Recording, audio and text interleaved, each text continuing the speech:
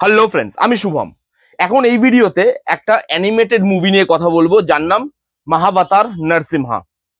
এই সিনেমাটা প্রত্যেকে না হলে গিয়ে আগে চেক আউট করুন, তারপর রিভিউ শুনবেন। কারণ এই সিনেমাটা যদি আপনি হলে গিয়ে না দেখেন, আপনি কি জিনিস মিস করতে চলেছেন সেটা আপনি নিজেও জানেন না।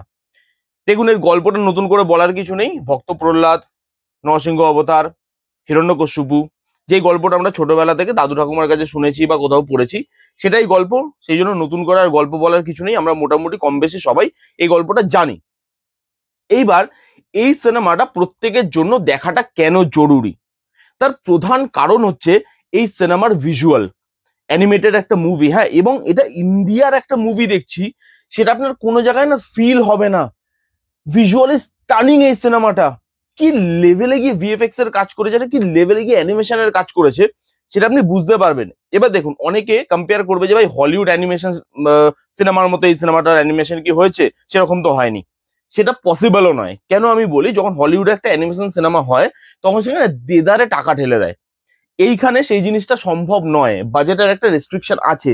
সেই রেস্ট্রিকশনের মধ্যে থেকেও এরকম একটা অ্যানিমেটেড প্রোডাক্ট বার করা, সেটা আউটস্ট্যান্ডিং। মানে আমরা যে গল্পটা ছোটবেলায় পড়েছি বা শুনেছি দাদু ঠাকুমার কাছে, সেই জিনিসটা আমরা ভিজুয়ালি দেখতে পাচ্ছি এবং এত বড় স্কেলে গিয়ে দেখতে পাচ্ছি, সেটা অভাবনীয়। এবং তার সঙ্গে না এখানে যে অ্যাকশন সিকোয়েন্স গুলো, সেগুলো খুব ভালোভাবে ডিজাইন করা। বিশেষ করে লাস্টের পার্টটা, মানে যেখানে নৃসিংহ অবতার আসছেন এবং তারপরে যে অ্যাকশন সিকোয়েন্সটা হচ্ছে, সেই জায়গাটা গুজবাম দেওয়ার মতো, প্রত্যেকটা মোমেন্টে গুজবাম দেওয়ার মতো। এবং লাস্টের পোর্শনটা, ওই নৃসিংহদেব যেখানে আসছেন, নৃসিংহ অবতার যেখানে মানে আগমন হচ্ছেন তার, সেই জায়গাটা আউটস্ট্যান্ডিং ভাবে ডিজাইন করে। এবং প্রত্যেকটা জায়গা, সেটা অ্যাকশন থেকে শুরু করে, সেটা ড্রামা পোর্শন থেকে শুরু করে, ইমোশনাল পোর্শন থেকে শুরু করে, সেই জায়গায় অ্যানিমেশনের কাজ জাস্ট আউটস্ট্যান্ডিং। তার সঙ্গে এর যে কোর গল্পটা, সেই এসেন্সটা কিন্তু রাখতে পারে। অনেক সময় আমরা দেখি কি, অ্যাকচুয়াল গল্পটার থেকে যখন সেটা মানে মুভিতে কনভার্ট হয়, সেটা অনেক কিছু চেঞ্জ করে দেওয়া হয়। এখানে সেই জিনিসটা করা হয়নি। এসেন্সটাকে বজায় রাখার জন্য গল্পটা ম্যাক্সিমাম ওটাই আছে যেটা আমরা ছোটবেলায় পড়েছি বা শুনেছি। এবার কেন আমি বারবার বলছি যে ছোটবেলায় পড়েছি বা শুনেছি, দেখুন আমাদের আমাদের ছোটবেলায় আমরা এই গল্পগুলো দাদু ঠাকুমার কাছে শুনতাম, বাট আজকালকার বাচ্চারা তো ওই জিনিসটা পায় না। এবার কতজন পায় আমি জানি না, কারণ এখন তো মানে হাঁটতেও শেখে না, সেও ফোন ঘাঁটতে শিখে যায়, হাঁটার আগে ফোন ঘাঁটতে শিখে যায়। তো তারা ওই জিনিসগুলো কতটা ফিল করতে পারবে সেটা আমি জানি না, কিন্তু আমরা আমাদের টাইমের কথাটা বলতে পারি, যখন আমরা ঠাকুমা দাদুর কাছে এই গল্পগুলো শুনেছি এবং সেই জিনিসটাই যখন এখন আমরা স্ক্রিনে দেখছি, সেই এরাটাকে ফিল করতে পারছি, সেই গল্পটাই মনে পড়ছে। হ্যাঁ, আমরা ভিজুয়ালি সামনে দেখতে পাচ্ছি, এটাই যে ডিফারেন্স। এবং সেই জিনিসটা খুব ভালোভাবে করা হয়েছে, অ্যানিমেশনের কাজ এবং গল্পের যে কোর, গল্পের যে এসেন্সটা, সেটাকে বজায় রাখা হয়েছে, সেটাকে নিয়ে বেশি নাড়াচাড়া করা হয়নি। সেটা কিন্তু বেশ ভালো। এবং এখানে ইমোশনাল পার্টও কিন্তু বেশ ভালোভাবে ওয়ার্ক করে। বিশেষ করে ভক্ত প্রহ্লাদের পার্টটায়, যেখানে ইমোশন প্রচুর প্রচুর ভাবে রাখা ছিল, সেই জায়গায় ইমোশনটা ইনট্যাক্ট থাকে এবং সেখানে কিন্তু ইমোশনটা বেশ ভালো ওয়ার্ক করেছে আমার জন্য। এবং প্রত্যেকটা জায়গায় আপনি দেখুন, সেই জিনিসগুলো না আপনি রিকল করতে পারবেন যে হ্যাঁ ভাই, আমি একটা এরকম গল্প দেখছি, যে জিনিসটা আমরা ছোটবেলাতে শুনেছি এবং সেটাই আমরা বড় স্ক্রিনে দেখছি।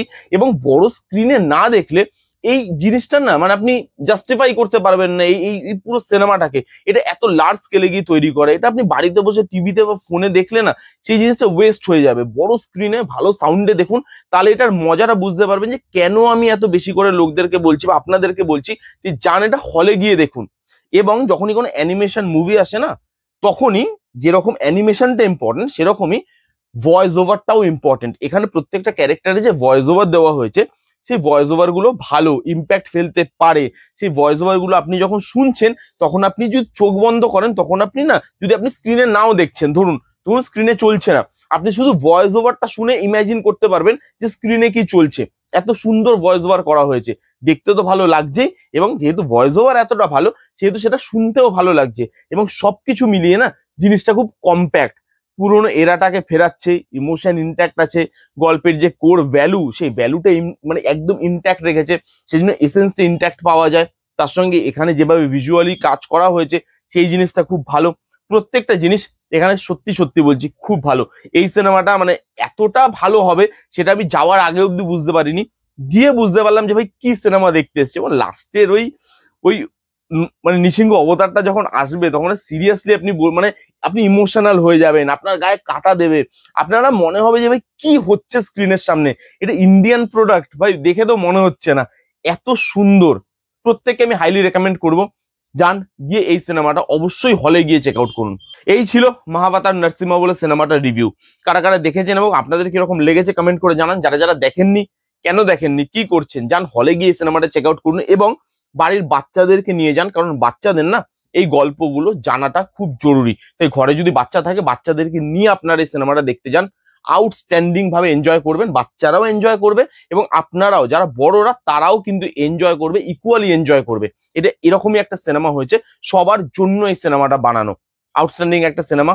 এই ছিল রিভিউ। কেমন লাগলো রিভিউটা জানাতে ভুলবেন না। ভালো লাগলে please give it a Thums up, like করবেন, কমেন্ট করবেন, শেয়ার করবেন, চ্যানেলটাকে মাস্ট মাস্ট সাবস্ক্রাইব করবেন। দেখা হচ্ছে নেক্সট কোনো ভিডিওতে, ততক্ষণ bye bye, take care and be safe.